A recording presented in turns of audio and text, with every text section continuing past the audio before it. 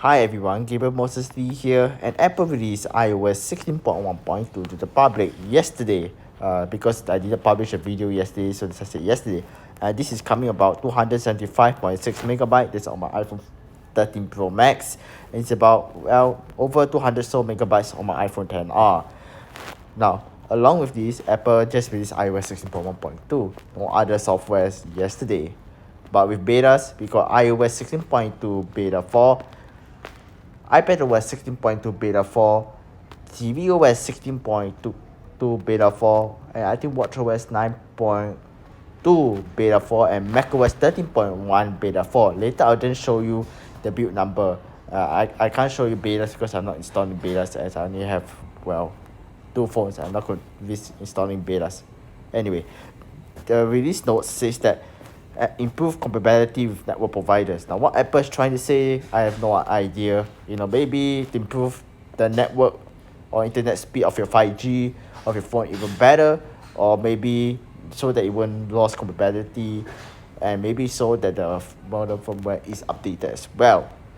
Now, let's go look at the build number and see what's new.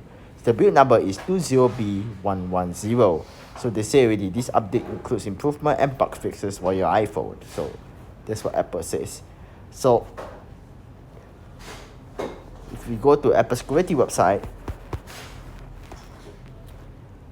iOS 16.1.2, so if I try to refresh,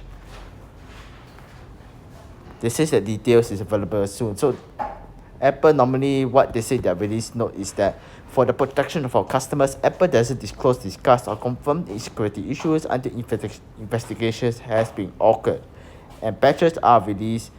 All of these are generally available. These documents this recent release, so which means Apple has not finished the investigations of what security issue they are patched, but they said it's available in the release note.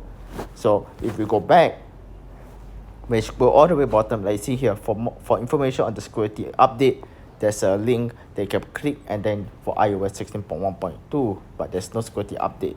So the Geekbench cost for yesterday when I ran it right after installing is 1,720 for single core, 4,661 for multi-core. So if we go look at the Geekbench cost, let me just find it for you guys.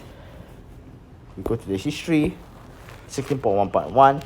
We got about 1,144 for single core, 4,820 for multi-core. So we can see that single core went down, multi-core also went down. So does this mean we're not getting any good improvements from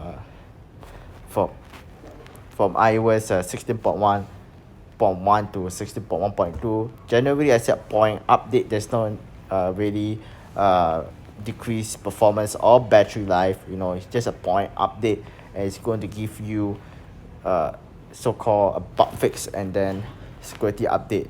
So in 16.1.2, we did receive rapid security response. So that is like so-called giving you a security update that don't need a point update. So Apple now can focus on bug fixes instead of security patches. So yeah. So if we go to settings, let's go back to here. You can see my battery health is at 88%. So it dropped yesterday, but that doesn't mean that after you update your phone, the battery health drop. It's just that it's rechecking the physical capability of the battery. It does not drop after the update. Doesn't, because some of you may ask, when I update to 16.1.2, how's battery, will battery health drop, this and that? No. It just rechecks the physical capability of the battery. It did not degrade the batteries. So yeah. So if we go to settings, battery, that recent photo I showed you is quite recent. So if we go look, yesterday I just installed it. I did use 10 hours and 39 minutes screen on time, 1 hour of screen off time. Now 10 hours because I was constantly using the battery pack. So yeah, so you can see 10 hours. Other than that, it should be 8 to 9 hours, depending on your usage. Today, I have 4 hours and 7 minutes screen on time, 2 hours and 90 minutes of screen off time. So, should you update to iOS 16.1.2? I say yes, absolutely. If you want to be, your device to be secured and you receive all the 2 bug fixes the Apple release, and stated in their release note, definitely, you know. So I did say about betas, right? So if we go to developer utils, if you want this app, I can link it in the description below for you guys to download. Anyway, so if we go to dev unit, current beta, the build number for iOS 16.1.2 beta 4 is 20C5058D. So this is going to be a long video. So you have a D at the end of build number, which means you have got another, well, I'd say 5 to 6 more betas. Then we see an RC after that. But we don't know for sure Apple will release an RC right after that. So for watchOS is 20S5357B. So that's for watchOS. For tvOS is 20K5357B. That's for tvOS. And for macOS is 22C5059B. Now this is how I get all the iOS public release and then also betas as well with this app. So this app is quite useful. You know, you also have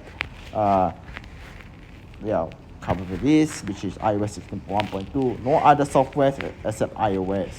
For those having an iPhone 7, 7 Plus, it's still on iOS 15.7.1. And we also have Xcode, you know, releases. So you have Xcode, all those of you are using Xcode, you can see the Xcode 14.1 and the build number and you know what it contains, of course, so on. So yeah, so that's it for me. You know, don't need to worry about battery life or so whatever. It takes a few days, you know, to measure. Like today I was unplug it from 100%, now 69%.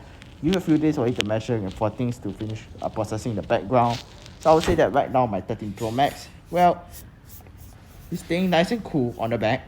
It's not heating. Right after installing, yes, it did heat up, but that's normal. You know, the iPhone knows what to do, and there's a processor in it that helps it regulates, you know, the temperatures and the sensors of the phone. So don't need to worry about that. So yeah, that's it for me. Thank you very much for watching, and I'll see you soon.